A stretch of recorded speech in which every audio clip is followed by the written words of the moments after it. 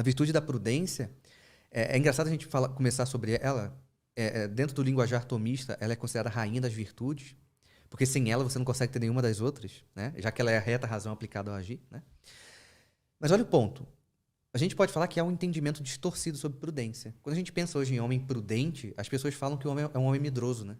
Não, esse cara, ele tem medo, é aquele cara que vai ficar falando assim, não, melhor evitar, pode dar errado. Não tem nada de prudente ali. Ali é só um cara medroso, né? O prudente, ele sabe o que ele tem que fazer e ele faz.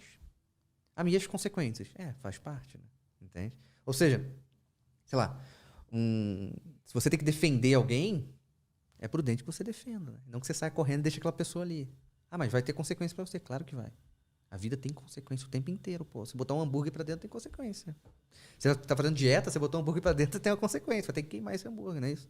Ou seja, a prudência, ela é uma virtude da decisão, né? E ela vai buscar uma decisão correta. E a decisão correta, ela vai acima da parte emocional.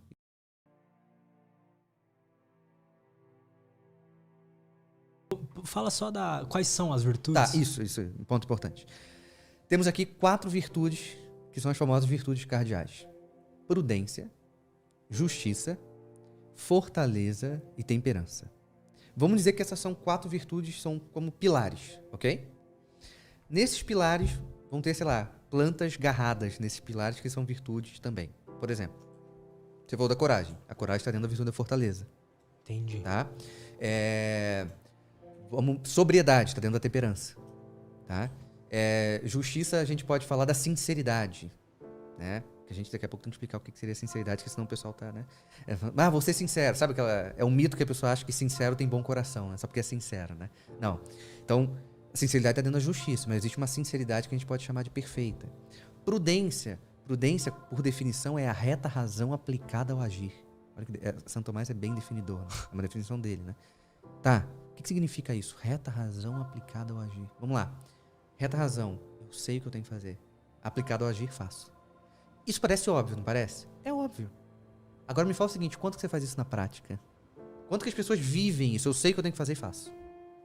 Às vezes a o cara procrastinação não... é um problema de todo mundo, né? Exatamente. A pessoa fala assim, não, eu sei o que eu tenho que fazer, eu tenho que entregar. O brasileiro não é o cara que adora estudar pra prova um dia antes só. É imprudente. É uma imprudência. É o contrário à virtude, né? Ou seja, a virtude da prudência, é engraçado a gente começar sobre ela.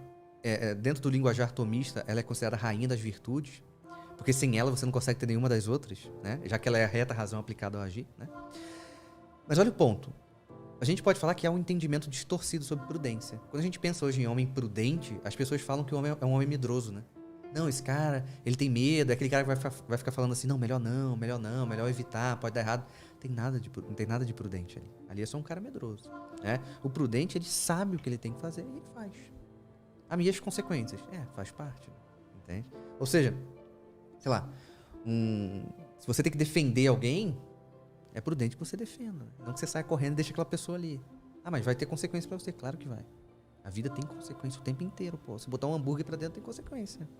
Você tá fazendo dieta, você botar um hambúrguer pra dentro, tem uma consequência. Vai ter que queimar esse hambúrguer, não é isso?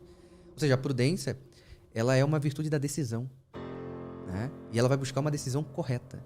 E a decisão correta, ela vai acima da parte emocional. E daqui a gente vai falar sobre isso, porque a gente vai entrar em um dos pilares, essa parte emocional também, ordenar essa parte. Justiça é o mais fácil de todos a gente entender, que é dar ao outro o que é do outro. Só que quando a gente pensa em virtude da justiça, não basta dar ao outro o que é do outro. Tem que amar dar o que é do outro. Ou seja, você tem que se sentir bem. A gente tá falando de virtude.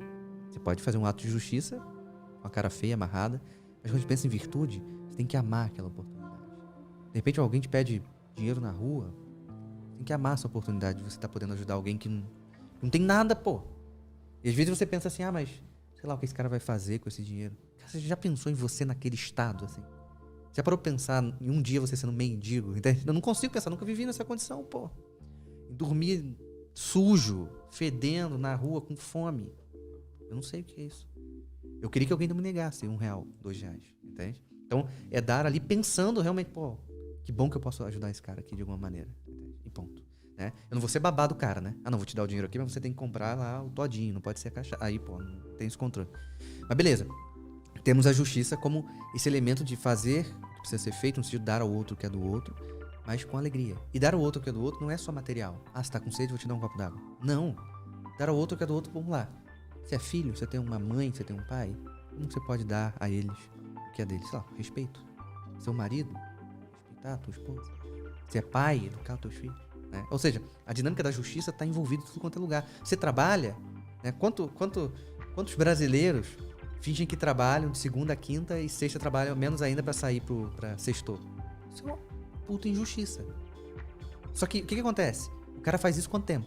Ah, tô trabalhando 10 anos na empresa aqui. O cara tá lá, se habituando. Então o cara começa a viciar em não ser honesto. Então ele começa a se viciar no quê? Fazer um jeitinho pra fingir que trabalha, pra fazer menos trabalho.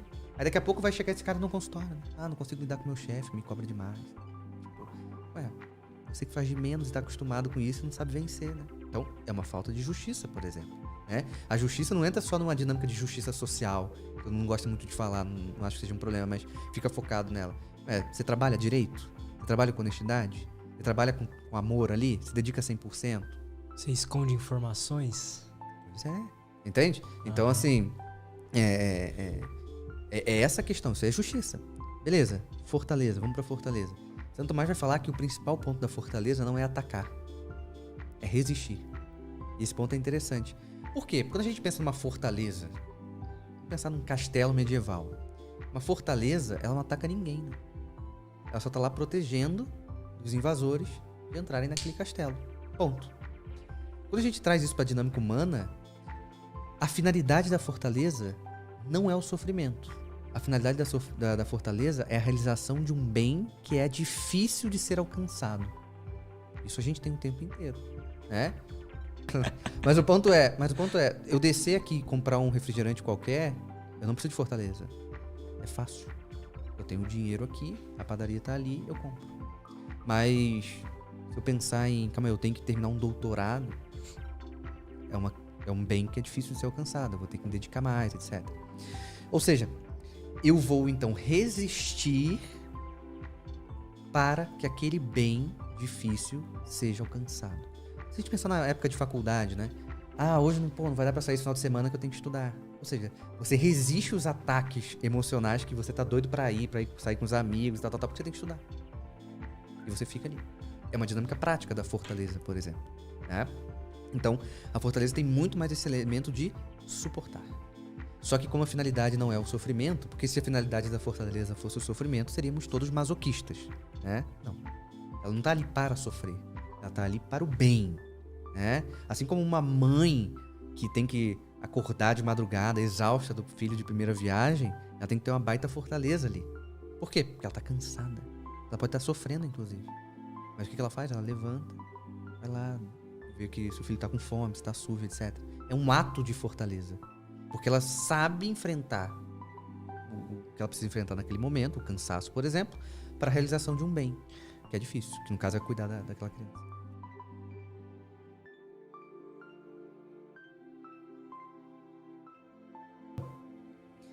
A nossa geração, a tua já nasceu dentro. Na minha adolescência eu fui para a dinâmica de internet. Ou seja, tudo ficou muito fácil.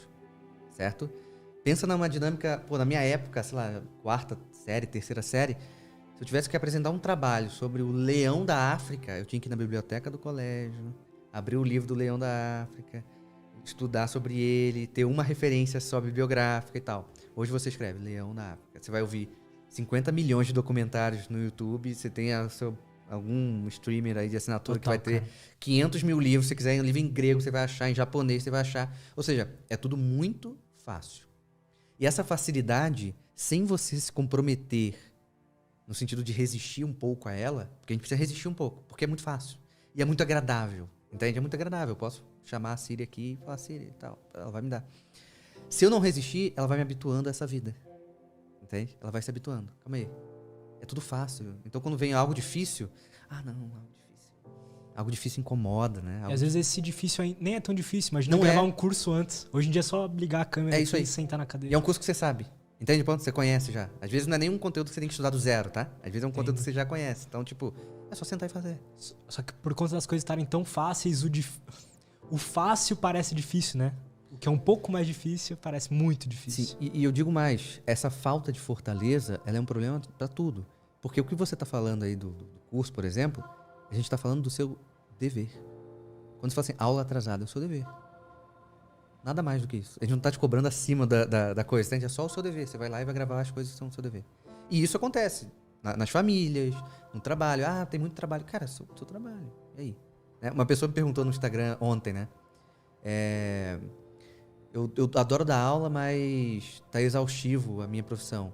Acho que eu vou mudar pra psicologia. Eu falei, aí você vai buscar a exaustão na psicologia? Entende, ponto? Você vai buscar a mesma coisa em qualquer lugar. Pode ser mecânica, que você vai chegar nessa exaustão, né? As coisas cansam mesmo.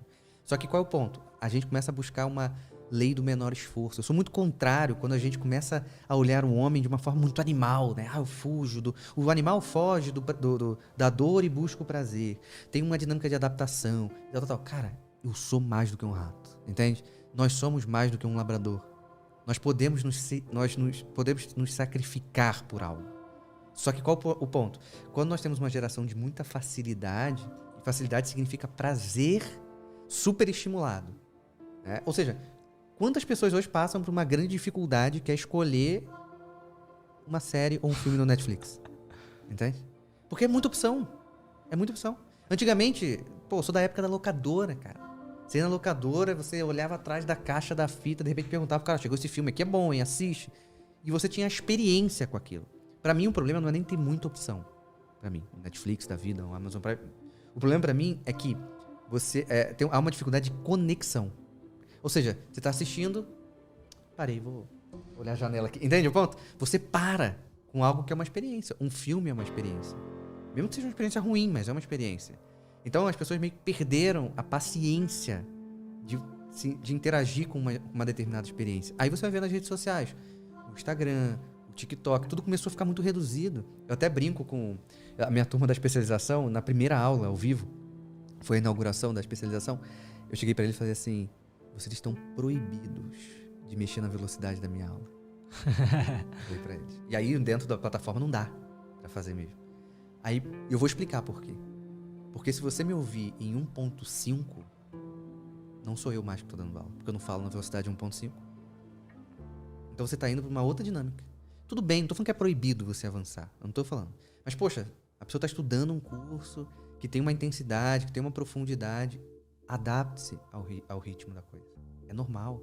A gente tá falando de música aqui antes da gente entrar. Você vai mudar a música assim? Não, você se adapta. Qual o tempo dela? Qual a nota dela? Você tá se adaptando. Santo Tomás falava, inclusive, que a verdade é a adequação do intelecto à coisa.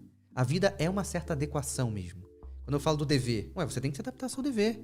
Você não assumiu esse compromisso? Então você se adapta a ele. Ah, mas tá difícil. Calma aí, então vamos tentar facilitar. Então, eu concordo. Eu acho assim, na verdade, eu acho que as 4 virtudes elas são difíceis hoje, e elas são extremamente necessárias. Extremamente necessárias. Só que a gente vê de maneira mais sensível essa parte da coragem, da força, e meio que escorrendo pelas mãos das pessoas. Elas não querem fazer esforço. E esqueceram que a vida é o esforço. O nosso avô, bisavô, sei lá, que acordava, capinava, voltava, capinava. A vida do cara era só isso. E o cara tinha tudo, menos tristeza. Então, tipo, capinava, cara. Calo na mão, né? Dependia do tempo para as coisas, né? Para o que ele tá plantando, né? Gerar os frutos. Tinha a família dele, não tinha os caras pra visitar, não tinha contato, né? Basta uma carta. O cara fazia o mesmo de sempre e era feliz. Não tinha crise de sentido. Hoje em dia todo mundo, qualquer espirrou tem crise de sentido. Ah, não sei o que é a vida. Por quê? Porque desconecta dessa dinâmica inicial que eu falei. O homem tem uma natureza. Quando a gente quebra a natureza, ou a gente questiona muito essa natureza do homem, a gente deixa ele meio sem norte. Ou seja, uma definição que Santo Tomás pega, abraça, é uma definição de Boécio, que é um filósofo grego, que fala que o homem é uma substância individual de natureza racional. Substância individual, somos um, né? No sentido, tipo, ninguém aqui é repetível, né? Ou seja, beleza, somos uma substância individual. Só que a nossa natureza é racional. O meu cachorro não tem natureza racional. Ah, mas eu olhei pra ele e tenho certeza que ele tá triste. Mas aí é uma analogia que eu faço, porque eu sou um ser humano e consigo fazer isso. E ele nem sente emoção, né? Ele só não é racional. Só que ele não tem esse movimento. Mas eu interpreto muito mais. O labrador não tá assim, nossa, que tristeza hoje, né? Tem que acordar aqui e esperar meu dono voltar. Não, entende? Ele não tem esse pensamento. Ah, mas ele fica feliz quando você volta. Claro que ele vai ficar feliz. Você vai fazer o carinho, você vai jogar bolinha, você vai dar... O animal, ele é condicionado, né? E tudo bem, tá tudo certo. Nós temos a natureza racional. Então, precisamos pensar. Por isso que quando a gente pensa ali, eu abandono minhas coisas e fico lá olhando no sofá, olhando pro teto, você percebe que é uma dinâmica até meio sem pensar. Quando eu percebi, eu tô 3 horas lá. Quantos pacientes chegam pra mim e falam assim, eu fico no telefone, cara. Aí eu falo, você trabalha usando rede social? Não tem nada a ver com isso. Quanto tempo você fica? Eu fico umas 5 horas. 5 horas no telefone? Segunda a sexta? Todo dia? Você não trabalha com isso? Ele nem sabe que ele fica 5 horas, entende? Ele só percebe Ele tá anestesiado, né, ali. Exatamente. Então, as virtudes todas, né? Acho que falta uma. Falta a temperança, falta a temperança. A temperança, se a gente pegar a palavra tempero, né? O tempero não é muito nem pouco. Pensa no sal, né? Não é sem sal nem salgado, é o equilíbrio. A temperança, ela vem para esse lado emocional. Ou seja, apesar de eu ter uma emoção específica diante de algum acontecimento, eu tenho que manter um certo equilíbrio para que eu não seja intemperante na minha atitude, certo? Então, por exemplo, uma vez eu atendi uma menina, um tempo atrás, que ela falou assim, ela tava muito triste, ela chegou na sessão assim, um cara de velório, assim, eu falei, o que houve, né, e tal. Ela falou assim, contei segredo pra um cara e ele espalhou. A gente pensando aqui, fala, deve ser horrível essa sensação, né? E esse segredo que esse cara espalhou, ele espalhou pro grupo que eles frequentam. Então é um grupo que, sei lá, encontra uma vez, 2 vezes na semana e o cara espalhou para o grupo. Eu falei, pô, realmente, sua tristeza tem uma razão de ser, né? Mas aí eu perguntei pra ela assim, mas o que houve, né? Vocês brigaram? Por que seu amigo fez isso com você, né? Você contou um segredo, por que ele espalhou? Aí ela falou assim, não era meu amigo, não. Conheci ele no dia. Eu falei, como é que você conhece alguém no dia e conta um segredo? Só que qual era o ponto? Esse cara tava frequentando aquele grupo pela primeira vez, ela já tava naquele grupo. O contexto dela, ela era muito carente, então ela tava muito afim de um namorado. E aí qual foi a forma? Ela viu aquele cara, enfim, achou ele bacana e tudo mais. Para meio que puxar ele pra ela, falou assim, posso te contar um segredo? Aí ela contou o segredo pra ele e ele espalhou. Ou seja, ela foi intemperante, porque aquele lado emocional, a carência, não foi equilibrada e ela foi intemperante ao ponto de contar um segredo que ela não deveria ter contado. Mas foi uma imprudência também? Também, claro. Se você gostou do vídeo, curta, comente e compartilhe. Se você não for inscrito, inscreva-se. Muito obrigado por assistir até aqui. Até o próximo vídeo.